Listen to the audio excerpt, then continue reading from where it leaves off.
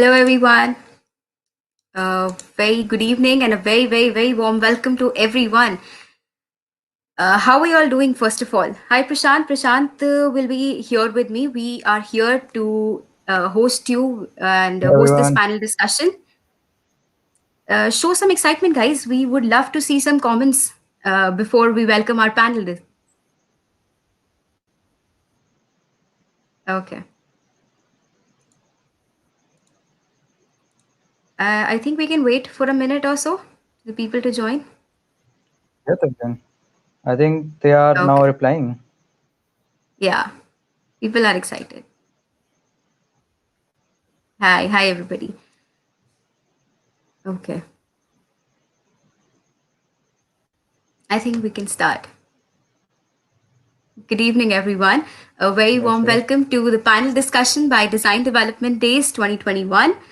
And this event is sponsored by Adobe XD.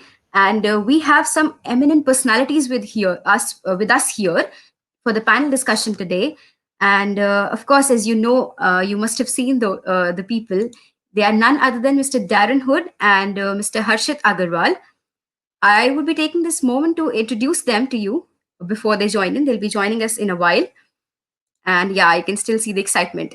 Okay, so first we have with us Mr. Darren Hood. He is extremely passionate about all things UX, holding 20 plus years of experience design in UX, CX, and LX, with the last 16 plus years working full time in the world of UX. Darren's professional footprint spans such organizations as Michigan State University, Ford Motor Company, General Motors, Bosch, Ryder, United's Wholesale Mortgage, Quicken Loans, and much more. He serves as an adjunct professor for Kent State University's UX Designs Master Program, Kent, Ohio, and also an adjunct at Lawrence Technological University in Southfield. He leads the UX workshops at Grand Circus in Detroit, Michigan. He is also the host of the World of UX podcast available through various popular sources. And the second speaker is Mr. Harshit Agarwal. He is a designer at Adobe Design Lab, a team which explores emerging technologies and their potential to enable new opportunities in creative thinking and expression. Apart from his work at Adobe, he's India's first and foremost AI artist and regarded among the pioneers of AI art movement internationally.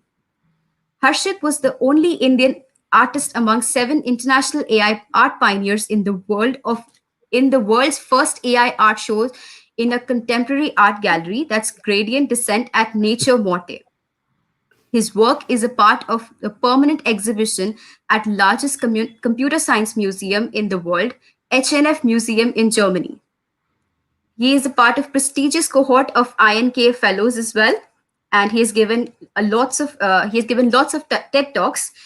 His work has been extensively covered in international media as well. So our panel is here. Panel, we are really honored to have you here with us, and our audience is equally excited as us. We are thrilled and we are super excited to have you here. We hope that it's a great opportunity and audience take full advantage of this and make the most of it. And we get to learn a lot from you all. Thank you so much. And I would hand over to Prashant and let's start with the panel discussion. Yeah. So hey Darren, hey Harshit. So Hello. it's the time now. We were waiting from a lot of days. It's been 10 to 12 days. We were waiting for this session, this panel discussion, and it's such a pleasure to have you, Mr. Darren and Mr. Harshit here. Glad to be here. So can we start? Likewise. Yeah, please. Thank you so much for such nice introduction. Excited Yes. to be here as well with Darren. Looking forward to the conversation. Yeah. Yep. Same Yeah. here. Same here. Okay. So, to the audience, you can also put your views, your thinking, your thoughts on the points here in the comment section. And if you have any queries, you can ask also in the comment section. So make it interactive, and we will be trying to present your questions to our panels in a better way possible. So the very first thing we were starting. My first question is uh, from both of you. So what according to you is UX? Mr. Darren, please put your thoughts on it. What, according to you, is UX?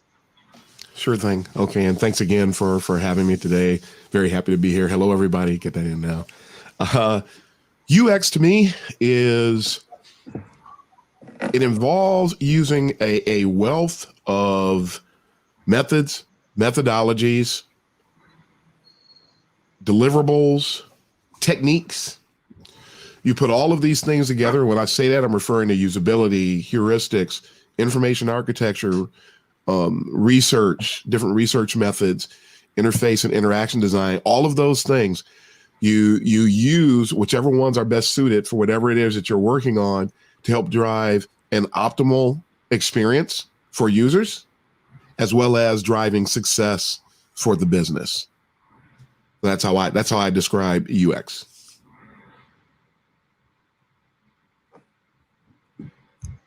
Great. And what about you, Mr. Harshit? Yeah, I mean, I pretty much agree with what Darren said. I think that is probably how I look at UX too. I think one additional aspect, if I were to add to that, is probably also at least for me, what is also exciting to think, apart from obviously creating products that are useful, delightful, easy to work with, etc. One, I think.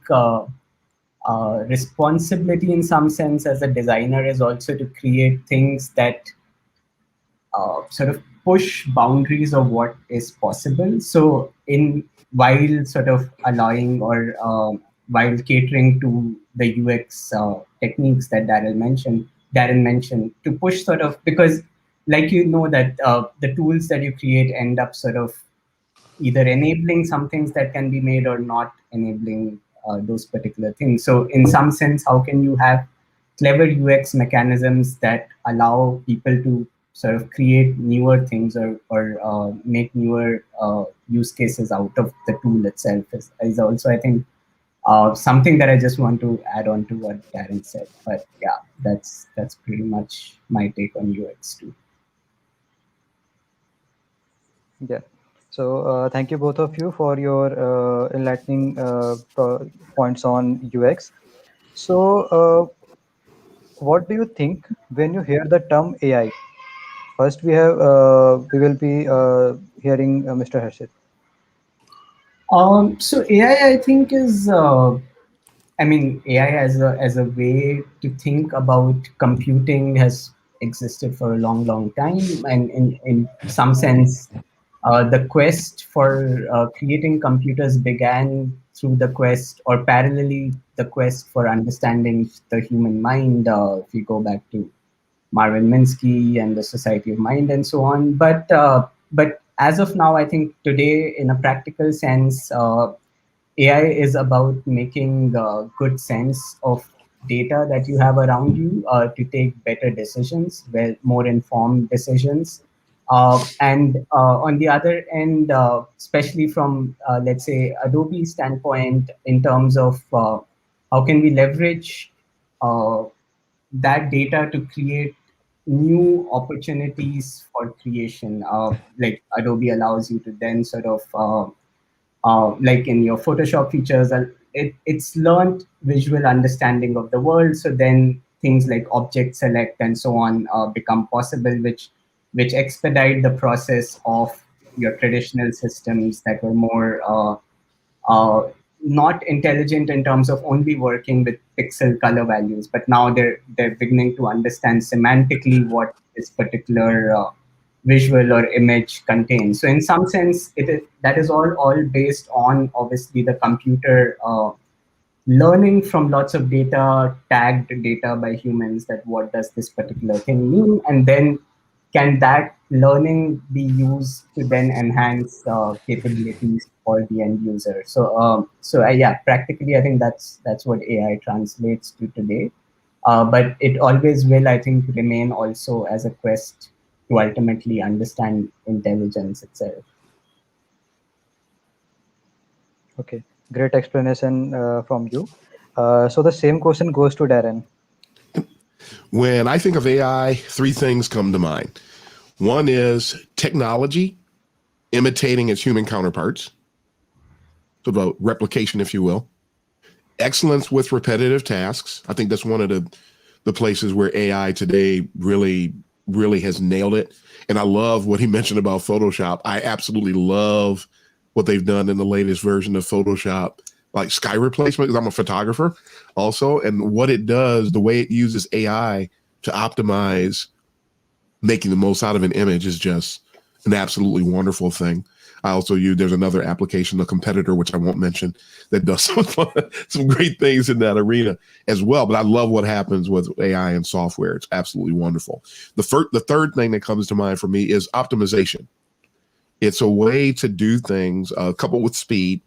It's a way to do things when used properly in an extremely fast way, but not only fast, but extremely beneficial, where you can go from 0 to 60 cognitively in a matter of seconds.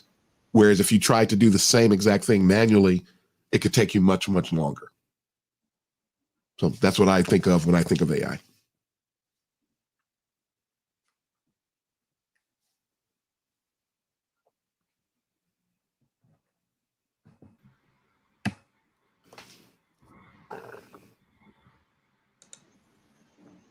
Okay.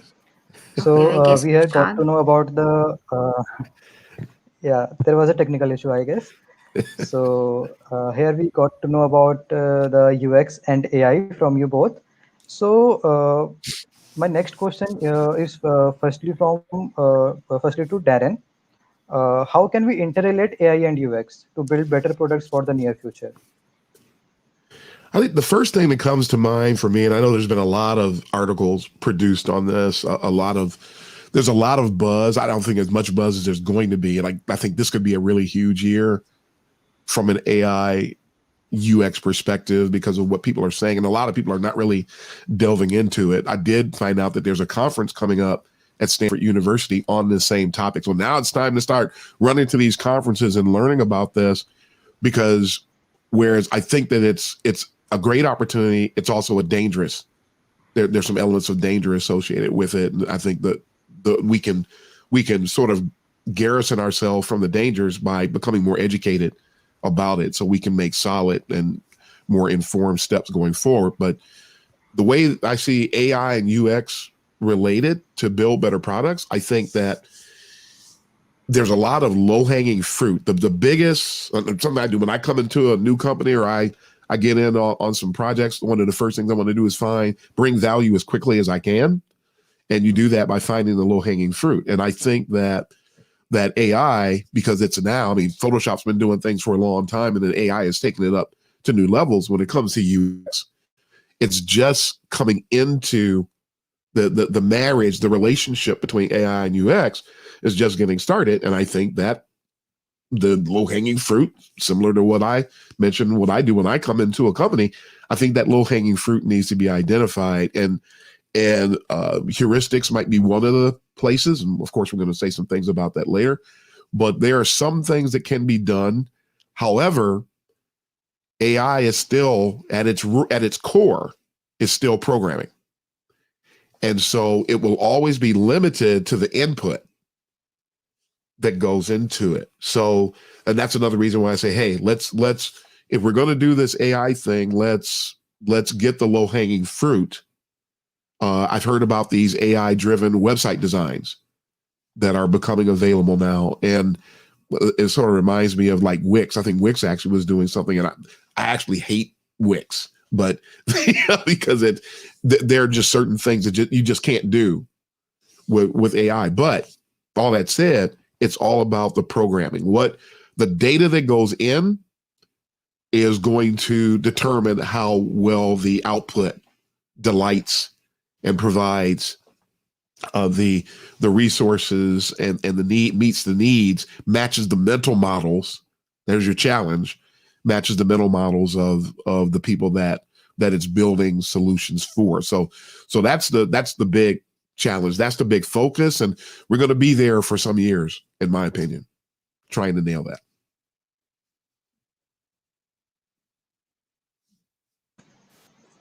Okay, great. So the same goes for Mr. Harshit. So what are your views and your points on this question? Yeah, again, I echo what Darren said largely, and I think one thing that Darren particularly mentioned about the data that goes in sort of informs what comes out, and in classic like AI lingo, it's sort of garbage in, garbage out. So I think that is something that as designers. Or as UX professionals, we need to be very, very careful of. In some sense, the responsibility for that falls centrally on us because the engineers and the tech people are about driving percentages of accuracy up and up and up. And so that is sort of their ball game to a large extent. But in the end, is that technology solving a real human problem or not? And it doesn't just mean that if you have a hammer, everything looks like nails. So if you have an AI algorithm, it doesn't mean that you sort of force fit that everywhere, right? And is there a real problem that you have identified, and then sort of reverse engineer from that problem to solving that problem through using AI more as, in some sense, a capability rather than this sort of magical thing that does everything to a large extent. And the thing about data collection being also sort of the fears that Darren was mentioning, I think they're very real because particularly because it's all data driven, till what extent are you informing the end users that certain data is being collected? How are you thinking about more machine learning AI on device rather than sort of on cloud? And those kinds of things, I think, become super important for a designer to then bring onto the table of discussing when AI driven UX is being discussed or AI driven products are being discussed.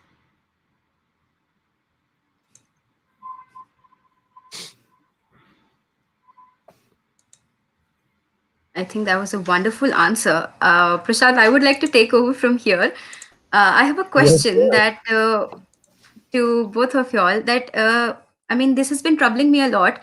Like, what is AI driven UX, and what do you think that if this can ever be UX driven AI? Harshit, what are your points on this?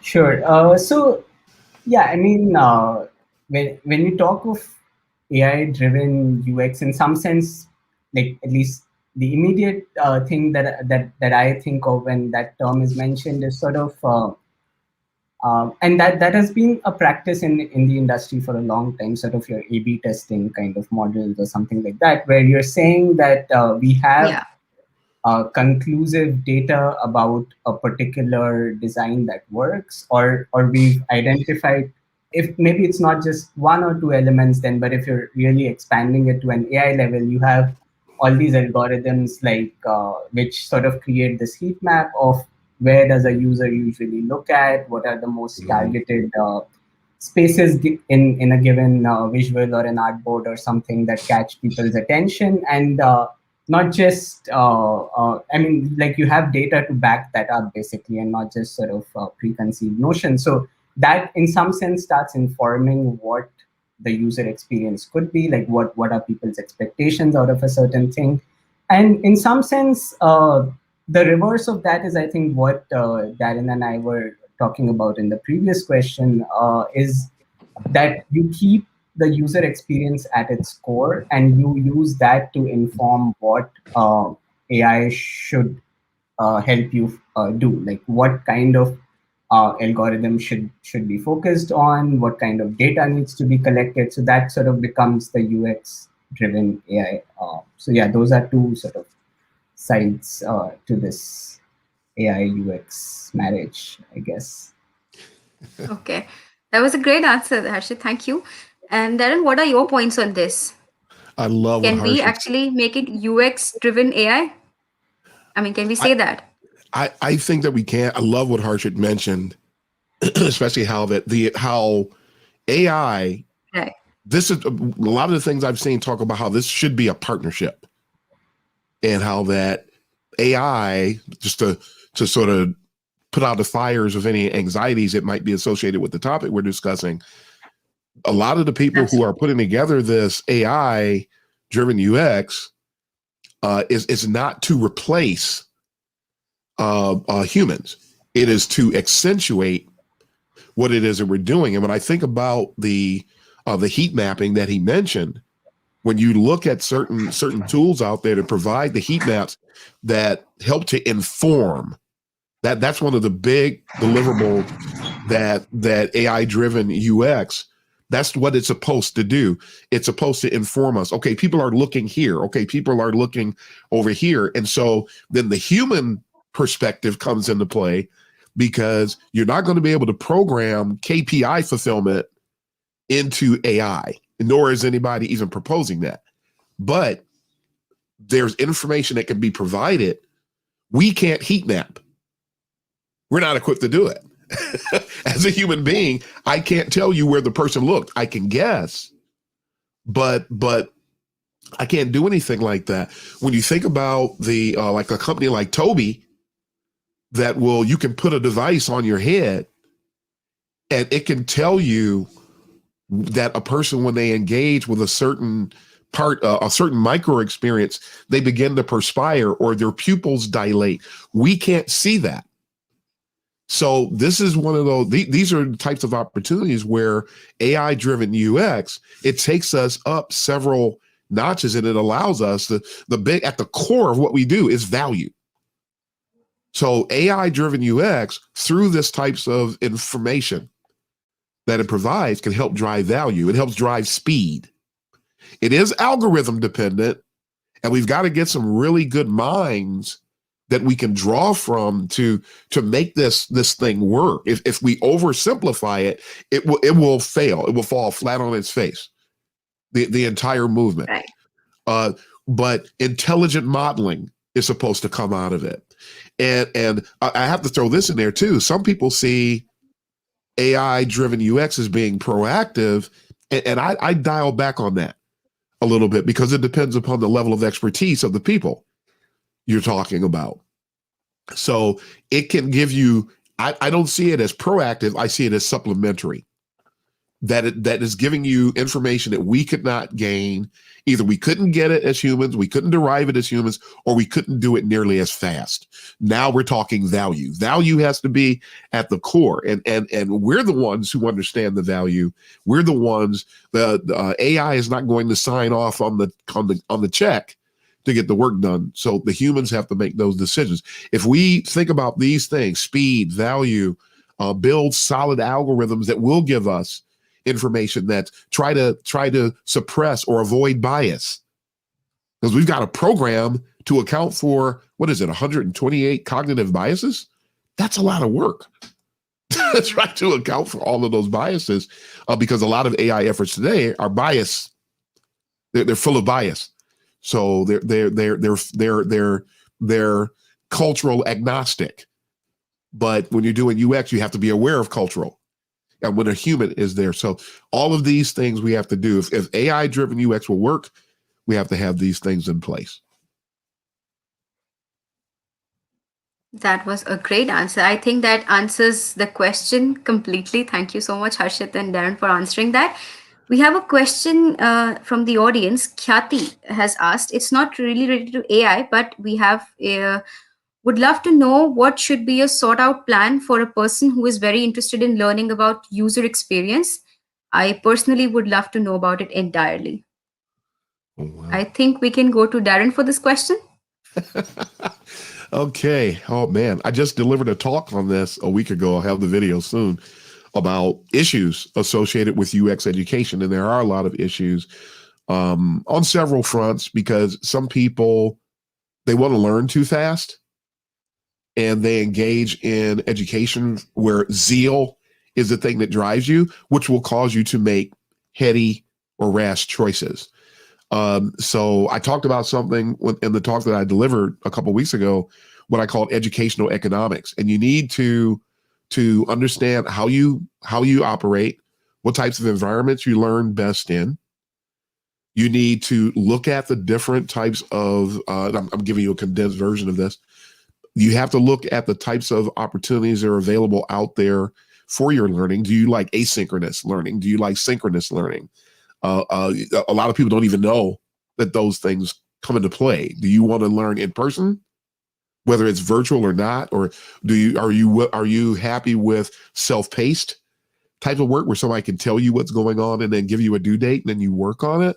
But the big thing though is the issue of patience, because as I think you folks know, I'm very anti-boot camp. I'm very anti-UX boot camp because there's a gross lack of ethics associated with boot camp education. I am an educator also. I'm actually on the verge of getting my 3rd and 4th professorships while I'm working full time, and I'm getting my PhD in educational leadership. So I was working in education before I was working in UX. So I see a lot of times you have this, and sort of giving you more information about this boot camp, that there's pedagogical issues, the way that curriculums are designed, the way that the courses are designed. They're not done correctly. These learning institutions are not accredited, and people don't realize how valuable it is to get an education from an accredited institution where somebody has looked at the way that the learning experience has been put together and signed off on it, that this is appropriate, because it is a science. Just like UX is a science, LX is a science too, which is what I do now full time at Michigan State University. You can't just throw information at people and say that you're helping them to learn something. And a lot of times this is what happens. And they promise you, oh, you can learn this in 6 months. No, you can't. I'm here to tell you, you can't. And then they complain, oh, I can't find a job. Yeah, because you microwaved your learning experience and now you want everything to fall into place. Well, it doesn't work that way. So we have to be patient. There are some great programs that are starting to pop up. I am starting to endorse, if university is not for you, and it's not for everybody, either you don't want to do it or you don't want to pay, depending upon where you are. Some people can go to university for free, some can't. In the States, we can't. So you do have access to what we call, if university isn't for you, you can go to a MOOC. We call it a MOOC, MOOC, Massive Open Online Learning, or Massive Open Online Courses. That's what MOOC stands for, MOOC. And Coursera has a fantastic program that is offered in conjunction with the University of Michigan. And it teaches you the design side of UX and the research side of UX. And if I remember correctly, it's $49 a month for 9 months. That's a big difference from $7,000 to $25,000 American dollars that you'll pay if you go to a boot camp, only for somebody to give you empty promises. I guarantee you'll find a job. Nobody can guarantee you find a job. That's one of the signs that you're being sold a bill of goods. That's not going to work. So I'm just out here saying it. It's recorded. I say it all the time. I'm not running from the boot camps or hiding from them. It's a bad educational experience. It just is. So if you want to learn about UX, check out the MOOCs, check out Coursera, reach out to me on LinkedIn. I'll send you the link. Cornell University has a program now that is about $3,600 American dollars. And they teach you the same types of things, but it's accredited. You get real teachers, not people who graduated last week. That does happen at boot camps. They graduate on Monday and they're teaching people on Thursday. That's not ethical at all. They have no experience and they're not teachers. Everybody can't teach. So there's a huge problem. I'm sorry for going on so long about this, but somebody really pushed my button when you bring that topic up. Not good. So, and no matter where you go, the learning never ends. When you sign up to be a UX person, you have signed up for lifelong learning. So you're going to have a personalized learning network no matter what you do. Always with the books, always with the videos, always with the podcasts, and you're always learning, and it never ends. You never arrive in UX, ever. So true. I remember each one of the word that we had. I mean, the last session, I remember you said the same things, and I could relate. I hope that answers your question, Khyati. Yeah. So, Harshit, would you like to add something to it, or can we proceed? No, I think, yeah, Darren definitely covered all the points about education. I totally agree with the point of it's a lifelong learning process, and if it Yeah. excites you, then go for it. Uh, yeah. Okay, then let's Okay, move on to the next Harshit. question. Shant. Yeah, yeah. Harshit, in your previous answer on the question about interrelation between the AI and UX, you have mentioned a point the magic in AI. So, what do you think what is the magic in AI? Like people are shifting towards the AI. We are observing a big count of people shifting to AI now. So they are like making a future, the face of future. AI is the face of future. So, what is that magic in the AI?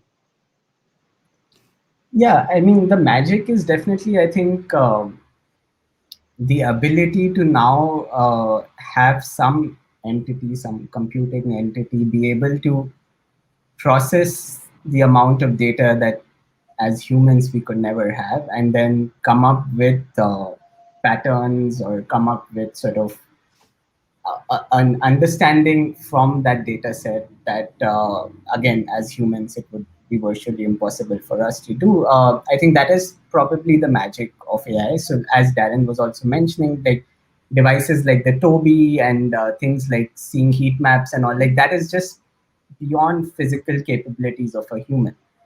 It's just not possible. So that, like, if you can leverage those to then create experiences that are much more personalized, much more in with the times, much more sort of relevant to the actual user needs. I think that that becomes the magic of AI. The repetitive tasks getting automated so that there is enough room for you.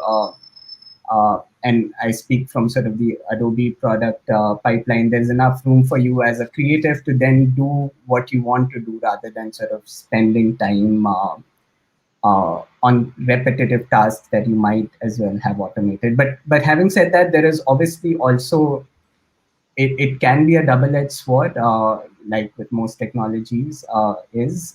So you have to be very careful of what you automate and what you sort of keep a balance between providing augmentation versus automation. So I think that that sort of balance is very tricky. It's not some there's no predefined formula for that. Like how do you ensure augmentation and not like pure automation? And that is where I think UX designers or designers in general come in. So I think yeah, that needs to be kept in mind based on the magic of AI to not get swept away completely and like automate things that probably may not have been automated in the first place. So yeah, I hope that answers your question. Yeah, Um, cool. So, Darren, do you have anything, any views on this topic? No, I will add just one little thing. I'm going to connect the last question I had with what Harsha just mentioned.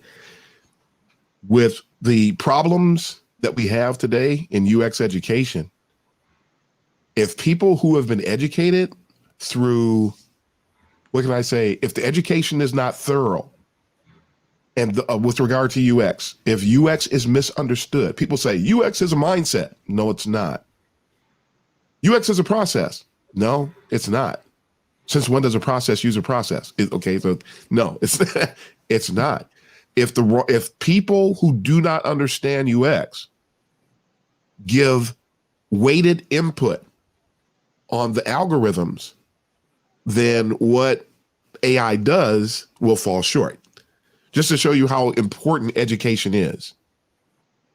Google just rolled out a certificate program.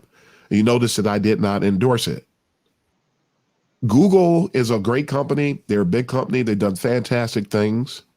And I think we all know that, goes without saying. Proof's in the pudding.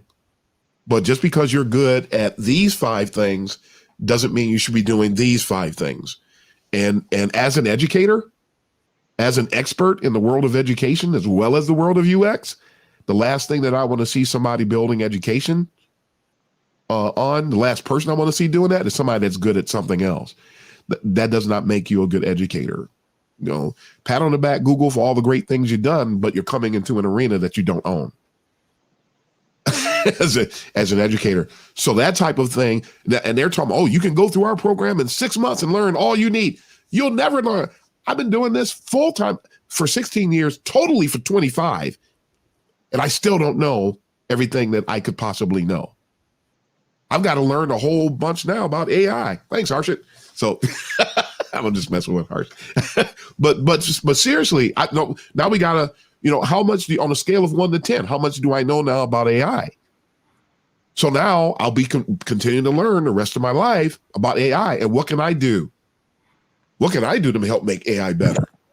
And I'm looking forward to that. So no, they're going to educate people, and anybody can throw together something that says, well, learn this, and then you go and do some wireframes, and then you do some prototypes, and voila, you're a UX person. There's way more to it than that. And so as long as people keep giving these shallow educational experiences, that's a threat. I consider that a threat to the well-being of what we're talking about here with AI, because eventually those people are going to have something to say. We can't stop it. And then there's going to be a problem, and then we'll end up all doing a talk about it. Yeah.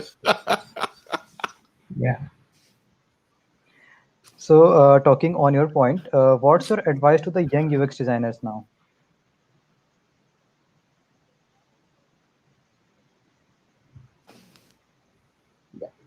Do you want me to take that up? Darren, to Darren. Okay, can you repeat that one more time? Sorry. What's your advice to the young UX designers? For the young UX designers, learn. Number one. Number two, be careful where you learn. Don't spend your whole day reading Medium articles. There is a very small fraction of content on Medium. I actually just started writing on Medium to try to put some value out there. So you have to watch what you do. Be careful of everything that says UX is not. Don't go to places like Dribble or Behance to learn about UX. Those are visual design domains. They're not UX domains. So don't believe, if you ever see a post that says before UX, after UX, just keep scrolling. Don't pay attention to that. That's not UX at all. People are oversimplifying. So learning is the biggest thing that you can do. Build on your passion. If you're excited, you're interested, and you're willing to invest. That's one of the other things I talked about when I did my talk about the educational economics. How much are you willing to invest? So we're not just talking money now when we talk about investment. How much effort are you willing to put into this? Are you willing to commit for the long haul? Are you looking for a job or a career? See, those types of things will determine what you put into it, because you're only going to get out of this what you put into it. So learn. Be committed for the long haul, but you have to learn how to I know it's a catch-22. You have to learn how to vet your sources. You have to learn where to get information from and where not, which is going to be difficult to do. You're going to make mistakes. You're going to tap into resources that are not good. You're going to have to learn. That really was, I don't think I'll listen to that anymore. There was one resource, unnamed resource, that I used to tap into. I can't tap into it anymore because there's a few of them actually, because the information that they're starting to share dangerous and misguided information about the discipline and about what UX really is. Again, I've been doing this totally for 25 years and I'm still throwing things out in the trash. So it's something that you will, as you continue to build your UX acumen, you'll get better at it. So just stay the course. Don't beat yourself up when you make mistakes, because you're going to make them. It's like the baby that you have a newborn baby and the baby starts walking to you. We've all seen it. The baby walks to you and the baby falls. And the baby doesn't, you ever notice that babies couldn't care less about falling? They fall, then they get up because they're determined to come to you, and they resume the journey. We have to have that same mindset. When you fall, just get up. Don't make a big deal out of it. If you don't know something, so what? We all learned. We all used to be ignorant about this topic at some point in time, and look at us now. So everybody, give yourself a chance to grow. Be patient with yourself. So that's the other thing I've got. Be patient, be diligent, but be patient. Learn, and keep going forward. That's it. And again, you'll learn what and what not to tap into. But I will throw this one other thing out there before Harshit taps in on this. When you see somebody writes an article on Medium, before you read the article, go and check out their LinkedIn profile. How long have they been working in UX? What subject are they trying to address? Because a lot of times you can just that quick. That person's been doing UX for 2 years, and what are they writing about? The person has been on Instagram, a person's been doing UX for 6 months, and they're trying to offer mentor services. They've only been doing the work for 6 months. What are you going to mentor me on? How to tie my shoes? I mean, seriously. I mean, really, no. And then people say, well, when you mentor somebody, it's a two-way street. I've never been mentored by anybody in my life that I was mentoring. That's just something to make the mentors feel good or the mentees feel good. So you got to be, if you want to excel at this too, you got to be realistic. So a lot of these the toxic positivity, I wrote an article about that on Medium. You have to learn how to spot toxic positivity and get away from it because it will destroy you. It will cause you to bring value of your work down. And eventually the C-level, the C-suite, your leaders are going to figure out that you're not bringing value and out you go. So so use that same energy and do the right thing, and you'll be happier for it in the long run. Cool. So Harshit, do you have any more point to add? No, I think, yeah, again, Darren, I think really captured all the points very beautifully. I think echoing Darren again, I think the biggest sort of thing for me is like every other field also, but this one particularly is a very evolving field, very fast paced at that. So you have to sign up to be a lifelong learner. You have to be, I think one other thing that I find that is very much related to that is you have to be very adaptable in your approach, in the sense that you have to embrace that there are going to be changes, people, uh, maybe because of things that you build or things that other people have built, their mental models are going to change, new technologies are going to happen, new ways of living life are going to happen, things like a pandemic might happen, and that completely changes the way people live and do things, and that all that requires you to be sort of be ready to adapt yourself to these kinds of things. And the way to do that is to have a foundation that is strong enough that you're not just sort of, and again, I think the thing that Darren was mentioning, if you've done like a 6-month course,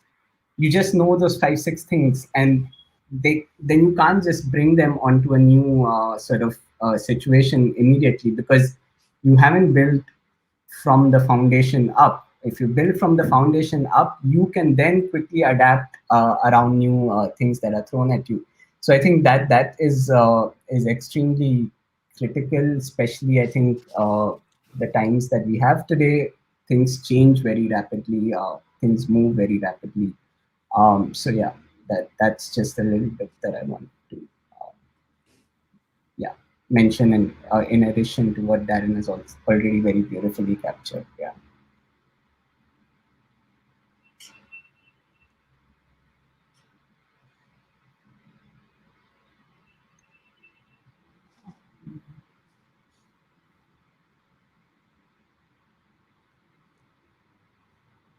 Harshit dropped. Prashant You're dropped. on mute. Tavleen. Yeah. Tavleen, you're on mute. Your microphone Sorry. is mute. Yeah. I'm really very, very, very sorry. That happens a lot. Yeah. Yeah. Okay, once again, I'm sorry. I said by the time he is not here, let's take some questions from the chat section. We have some questions here. Okay, this is how close do you think planning a user flow is to an algorithm? Mm. Who should I go to take this question? I could begin answering that, and I think it's a very interesting question. I sort of have a background both in computer science and design, a minor degree sort of in computer science and a design degree. So I think in that sense, algorithms are, to me, they're more like fixed, determined structures that you sort of run repetitively. Um, the beauty, I think, with AI is that you no longer need to treat user flows as fixed entities. Rather, you can treat user flows as entities that are dynamic in the sense that respond to different kinds of users differently. So it's not one algorithm fits everyone or one solution fits everyone, but rather using the power of machine learning, you're sort of just as what happens with, let's say, your WhatsApp messaging app or your sort of predictor apps, right, where they predict what your next word is going to be or something. They are solutions that are customized to your writing styles or to your texting styles. So there, if the user flow in some sense becomes, it could even go to the extent of sort of predicting whether at what points do you use sort of the text complete more often. Do you use it at night or do you use it in the morning when you're short on time?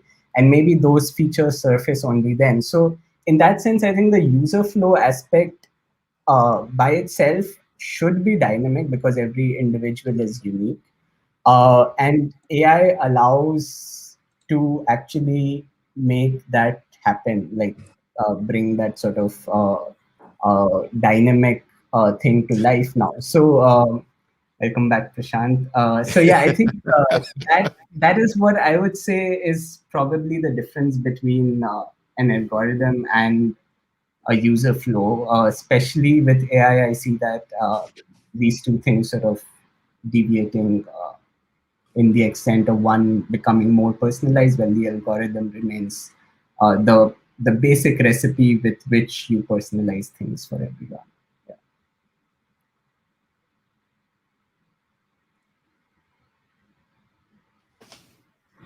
Since you're back, would you Okay. like to continue or should I take the Yeah. question? Yeah, I'll dive into this one. Harshit actually stirred me up on that one. You guys didn't know this about me, but my bachelor's was in IT, and so listening to Harshit talk about that made me think about my old system analysis and design course that I went through, and a combination of some of those that work that we would do in system analysis and design with the actors and looking at all the different steps, things of that nature, your standard user flows, and then I start thinking, bring it up into the UX world and the CX world. I start thinking about experience maps and journey maps. And so one of the things I think, to thinking about the question that came forth, I think that task flows, it depends upon the depth of the task flow when you think about the algorithms, because when I think about an experience map and a journey map, and I think about some of those documents we used to create in system analysis and design, that's where it gets back to what we're thinking about with what's going to go into the algorithm, what type of data is going to go in there, because a task flow is usually very high level. Usually they're going to be done very, very quickly, and nobody's really searching for depth. When you get into experience and journey maps, you begin to identify micro experiences and micro interactions. Now we're talking some data that we didn't have access to before. And so if we can understand the experience at the level of an experience or a journey map, especially a journey map, more detailed, it's broader based. And so when you get that information, and if you can use that information to build an algorithm, you're going to be more successful with your AI initiative than if you depend upon a general task flow. A lot of the interactive voice responses, which is AI based, you call somewhere, press 1 to do this, press 2, press or say 1, press or say 2, and they have a lot of those times. You can tell by how bad our experiences are that it's based on too high of a level of data. It's probably based on task flows, so a lot of things get missed and then everybody's upset. I don't want to have to call that company because it's terrible, because they didn't get into the details. And interestingly, people, the satisfaction and the dissatisfaction, or the annoyance levels, there's a very thin line between the two, and they're usually based on whether or not the micro experiences and the micro interactions have been identified and accounted for in the design. So if you look at the experience maps and the journey maps, you're going to get more detail and you can build a better algorithm.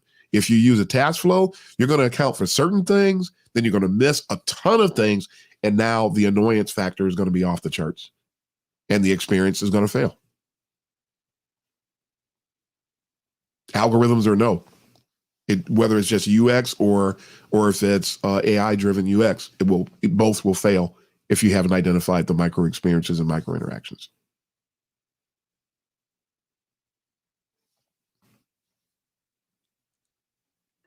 That was a great answer.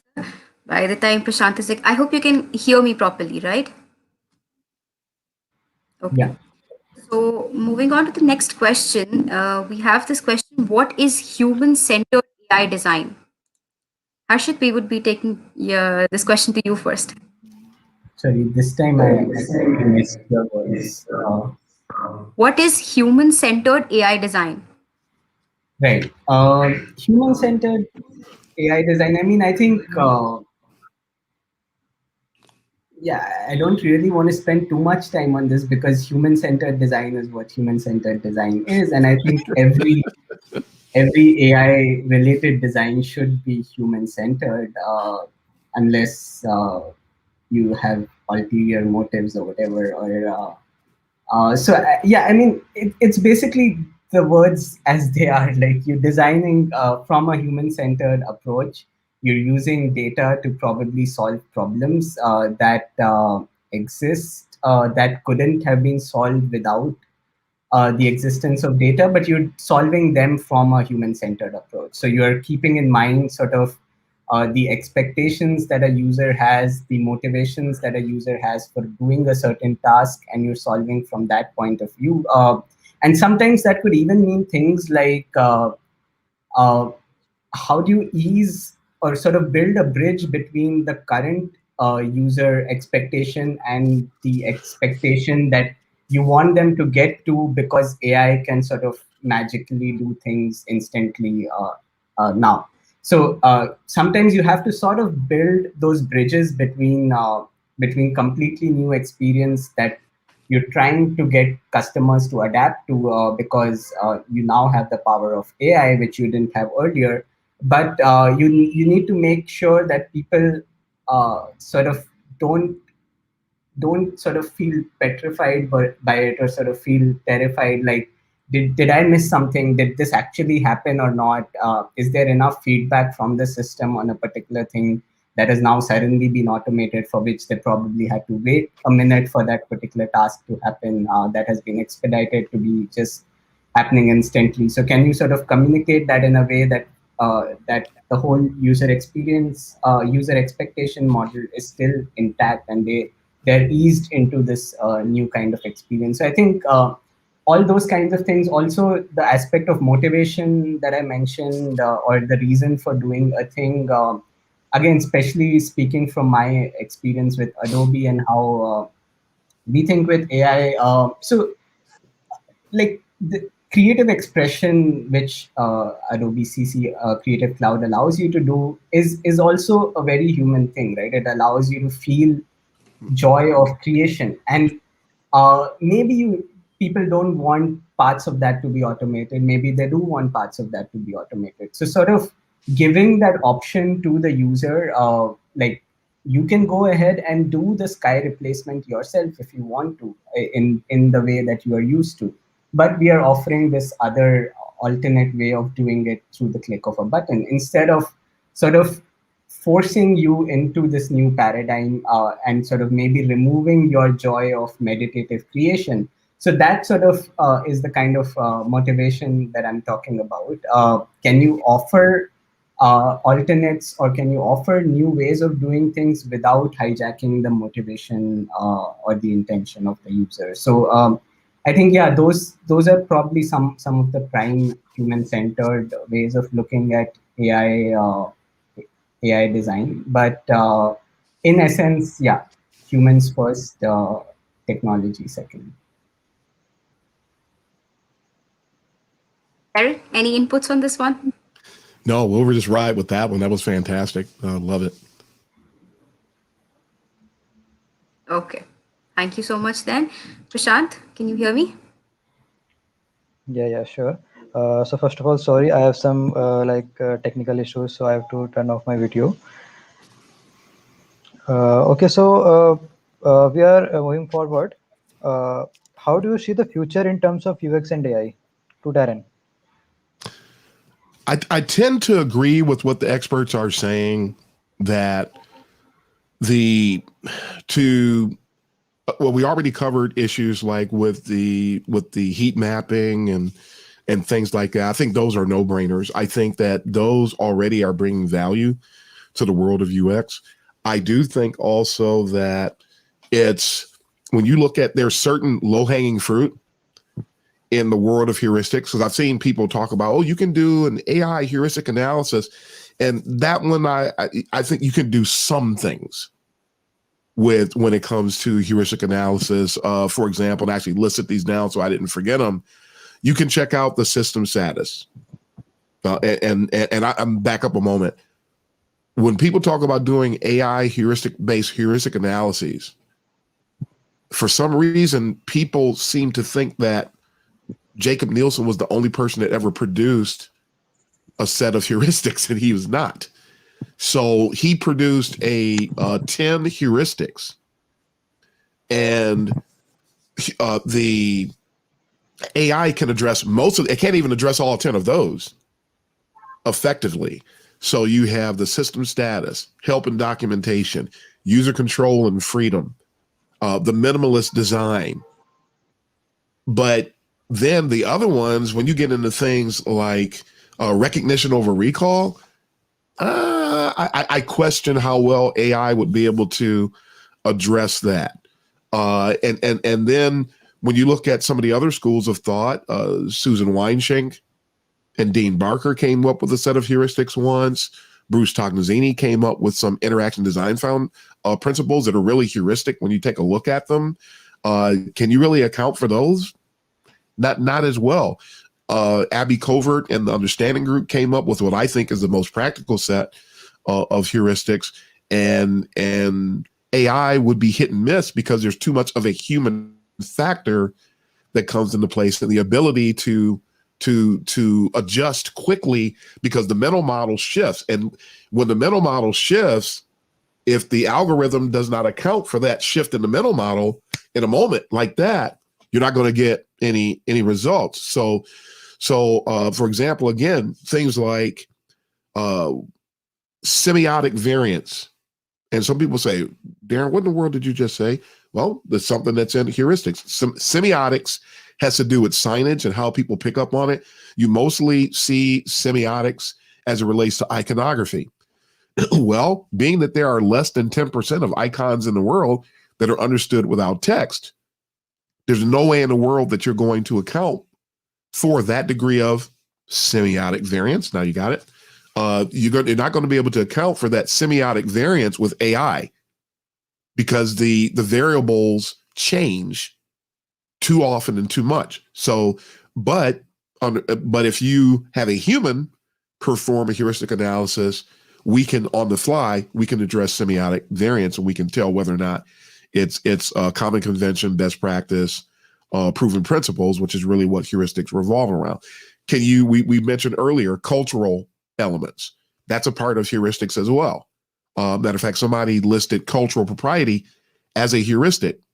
Nielsen didn't, somebody else did. And I believe that was Weinschenk and Barker that listed that. AI is not going to be able to account for that. Findability. Can AI account for that to a degree? Not completely, I don't think. Credibility, learnability. These are things that involve too much of the engagement with the human mind. So we can do some things with AI.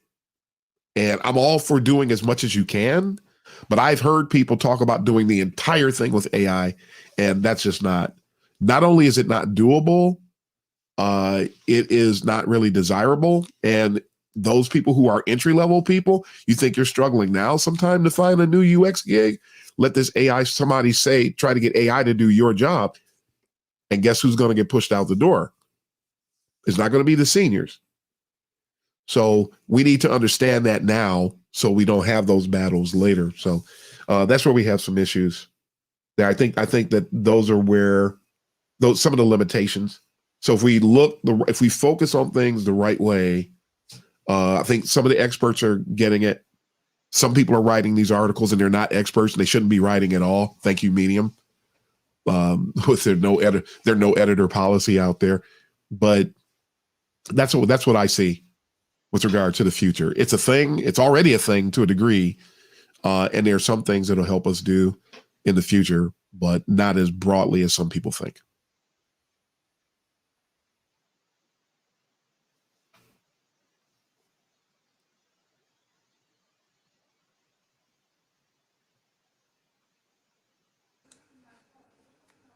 Okay, Harshit, are there any inputs from your side?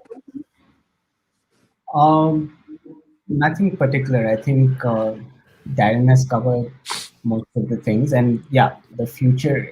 The question of the future of UX and AI. I think, like we've been speaking, it's exciting. It's something that all of us should try and learn more about, and sort of through that steer the conversation in ways that are human centric rather than that are just sort of we have the technology, put it to use somehow or the other, not that kind of an approach.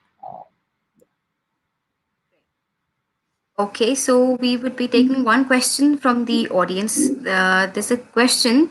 What's different in the design in the sites like Gmail, Instagram, and Facebook that gets us hooked to it? I missed part of that. Okay, I'll just say that again. What's different in the design in sites like Gmail, Instagram, and Facebook that gets us hooked to it?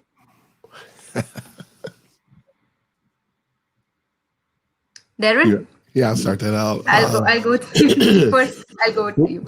Okay. When we think about getting hooked to it, and there's a book called Hooked, by the way. I do highly recommend that book. I think that the key is when I think about Gmail, it's need. Everybody wants to get their email. So I think that Google through Gmail delivered a solution that very quickly and easily and through fantastic minimalist design was able to help us to achieve our email related needs in a way that was quick, it was succinct, not a lot of bells and whistles, no ads, all these other things. I mean, because there's not really much difference between Gmail, Yahoo Mail, and Outlook. Well, which used to be Hotmail, when you really look at it.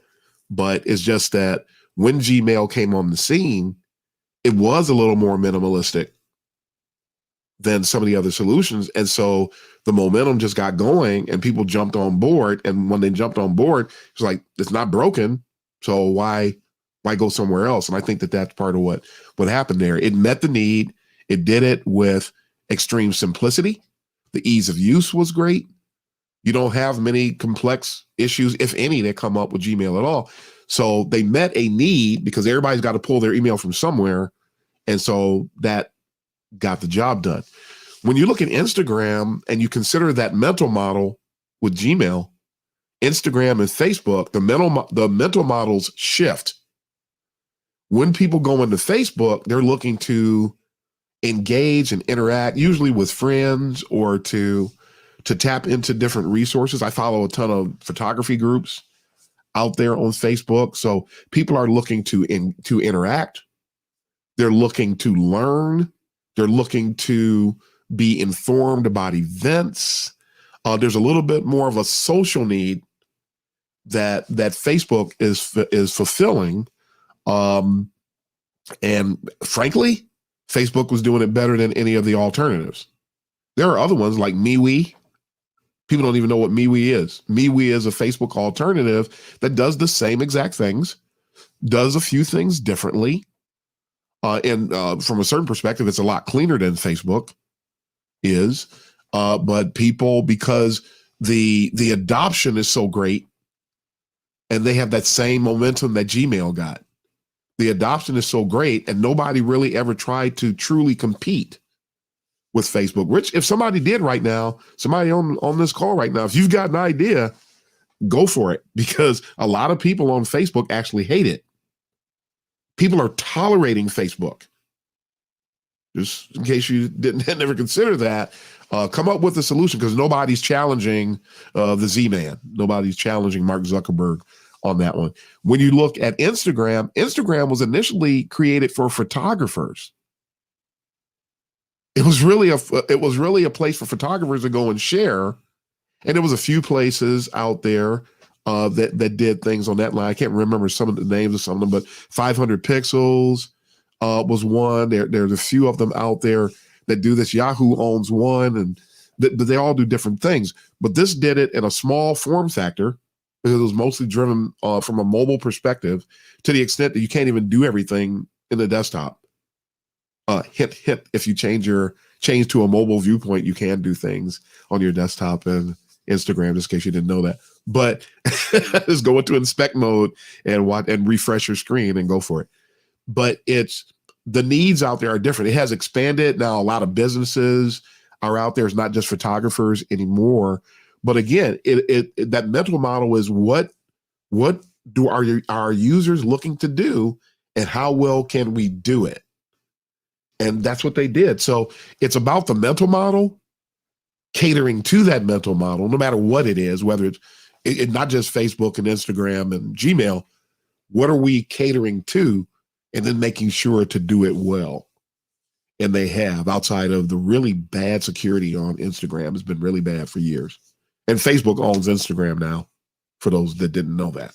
They bought them a few years ago. So, but it's about catering to those needs. And that's what it is. So that's how they got their user base. That's how they drive it. And that's how they keep the loyalty that they have. Although most of the Facebook folks are prisoners to that, because there's no alternative. There are alternatives to Instagram, however, but a lot for photographers. But again, a lot of people have already shifted.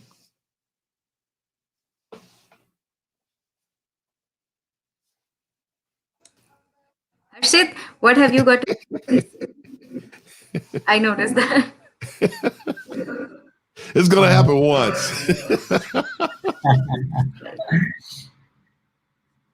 Yeah, no, I think like Darren mentioned, I think they solve very specific, very important user needs, especially platforms like Gmail, Instagram to some extent created a user need and then sort of became the number one solution for that need. And it gave us a sense of a social life where if you're not on it, you have this sort of FOMO feeling all the time that you're missing out on something. This whole it tapped into very human instincts of what we crave. We crave attention. We crave this sort of aspect of being a hero who's followed by X number of people, and for that particular day or moment, we can sort of curate how the world looks at us, and that need not be the real sort of the real you, right? Like you now have an opportunity where if someone's interacting with you in the real world, they're interacting with you in a real setting. There's as much you can sort of hide behind a social profile or something, right? If you're in the real world, but on Instagram, you are whatever you want to be.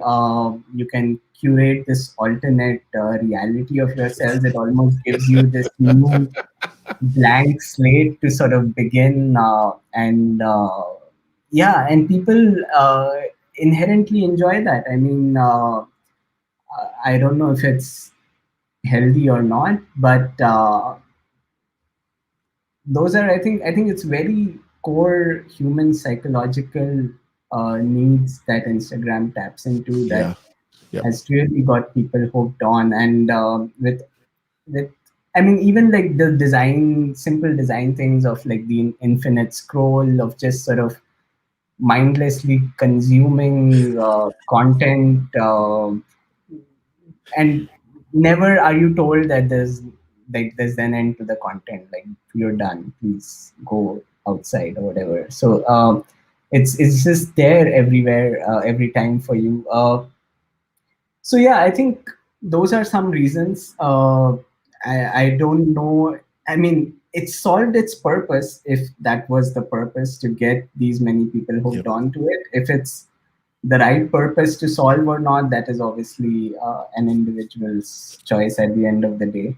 Yeah.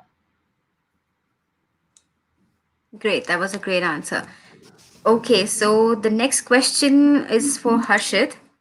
And the question is how to improve UX with AI and machine learning. Yeah, I think we've over this last hour we've covered a few points for that. Primarily, I think sort of this aspect of making sure that user needs are kept at the center of the design process, even though there is AI. So you're solving for a real human problem at the end of the day. The other one being sort of, I think the power in some sense is to now create more personalized experiences that are really sort of driven by data that is collected about you, and you're not painted with a generic big paintbrush. You're rather sort of you feel that there is focus on you as an individual and how you interact with things, and how you as the user, you don't have to adapt to the tool or the solution or the tool adapts to you. So I think that is something that AI enables, and how that can improve UX drastically. And yeah, I think again, I think all this relates to the points that we've been discussing about sort of heat maps and understanding user behaviors, the subtleties more carefully in more detail, and incorporating all of that back into the UX design. Amazing. So what's your views, Darren? The one thing I wanted to add on to that is heuristic knowledge is not very broad. I talk to people all over the world who are working in UX. And one of the things I have a talk that I delivered that I call heuristics, the holy grail of UX, and how that, in short, one of the things I address in that talk is that every UX professional should be well versed in heuristics.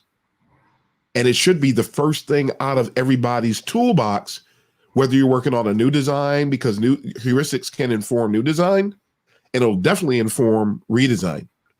But what I found is that a lot of people don't know anything about heuristics. They don't have what I call a personal heuristic repository. They don't have it.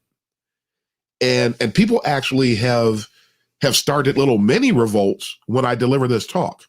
They get angry and they lash out, which is a really unhealthy response. If you don't have, we said earlier, if you don't have something, then just go get it. There's no shame. We didn't say, okay, I delivered this talk, now you all need to lose your jobs. I didn't say that. But one of the things that AI will be able to do for people who do adopt this technology or this approach, when there is a lack of heuristic knowledge, a lack of a personal heuristic repository amongst teams, using AI to do it will at least fill some gaps while people are continuing to build, because they still need to build that. It's really sad when a UX professional does not know anything about heuristics. That's one of the first things you should learn. And no, they don't teach it at boot camps, but and you're not going to find many articles about it either. So, but if you don't have that, you really don't have, like Harshit mentioned this earlier, that foundation. You want a good foundation with your own personal UX practice, and heuristics will inform that. But if you don't have it, if you want progress now, if you have AI that'll do that, it's better than having nothing. no input from a heuristic perspective. So I think that that's key.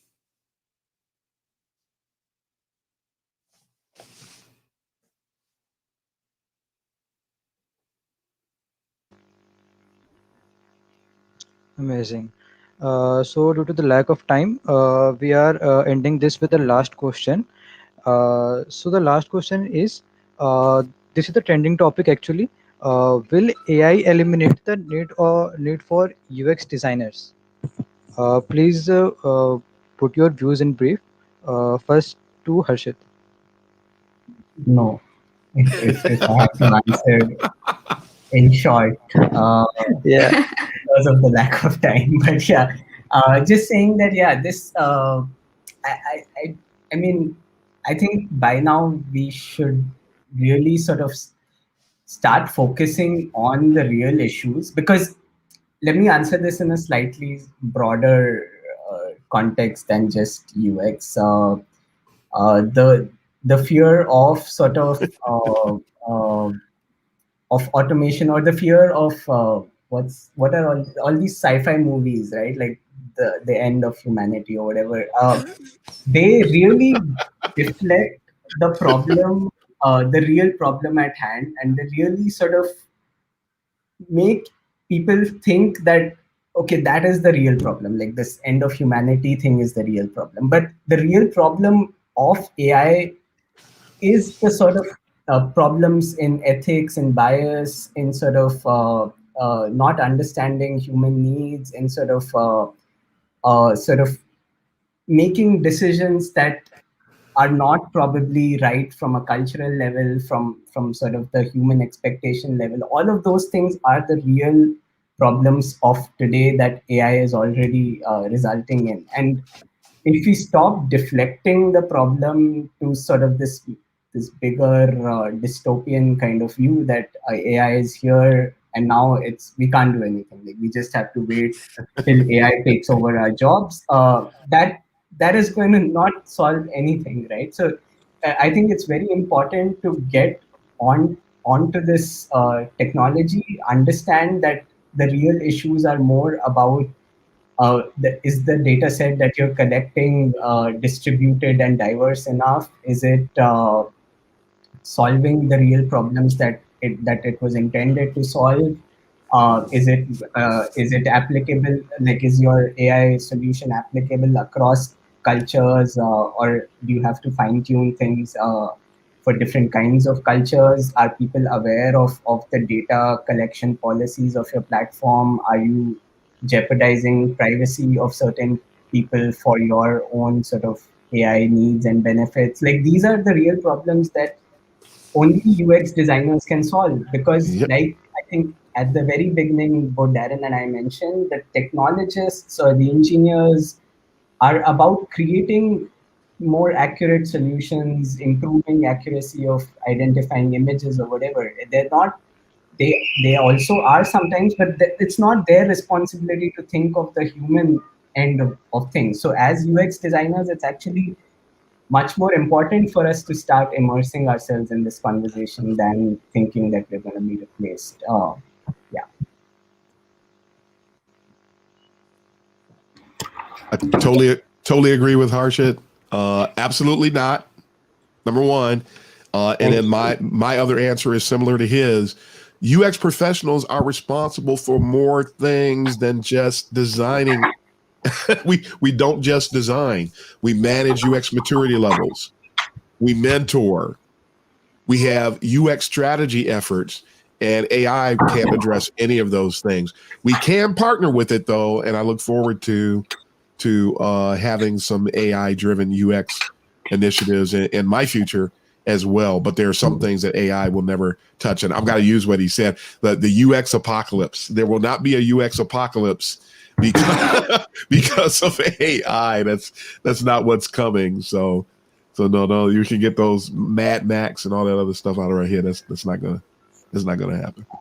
And if I could just very quickly add, because like I think this question gets asked so often, Yeah.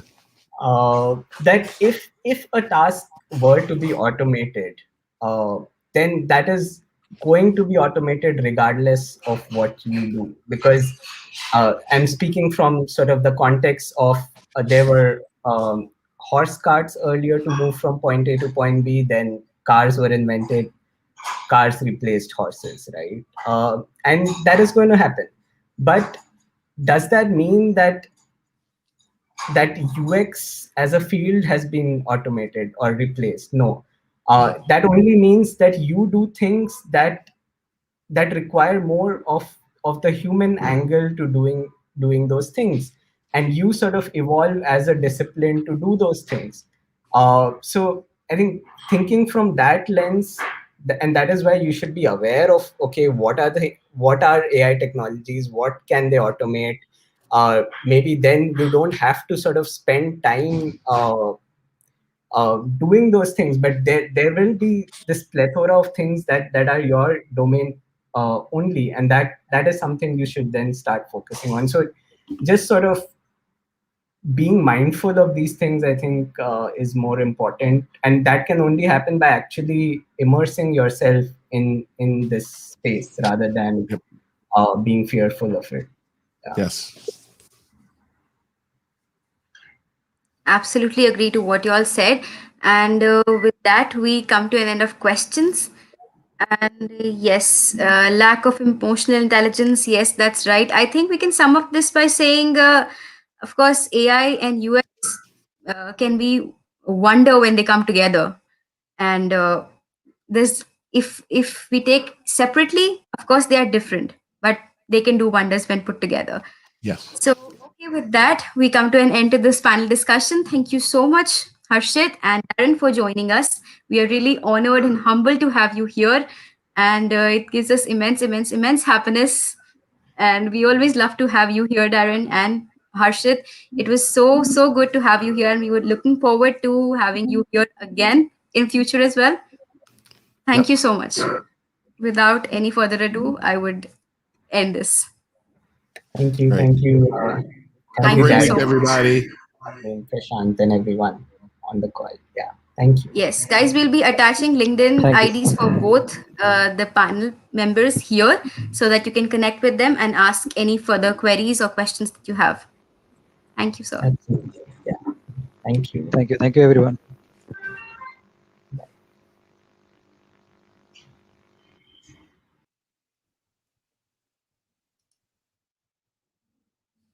Okay. Thank you so much, people, for joining in. We love to have you here as the audience. Thank you for being such a patient audience. Yes, you are asking about the feedback form. I would like to inform that today was a bonus session, so we do not have a feedback form for today. It was only a session for you all to learn something by these eminent personalities that we just hosted here. So no feedback form for today, and I hope you're all geared up for the quiz that is going to be on the 18th or on the 17th, if I'm not wrong. And yeah, thank you so much. Yes, and there'll be very exciting giveaways in the quiz as well. So I hope you all come join us there. And yes, that will be it from my side. Thank you so much once again.